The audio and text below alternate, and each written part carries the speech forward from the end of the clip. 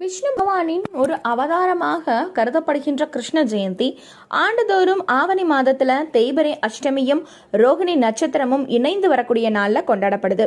நாளைக்கு கிருஷ்ண ஜெயந்தி.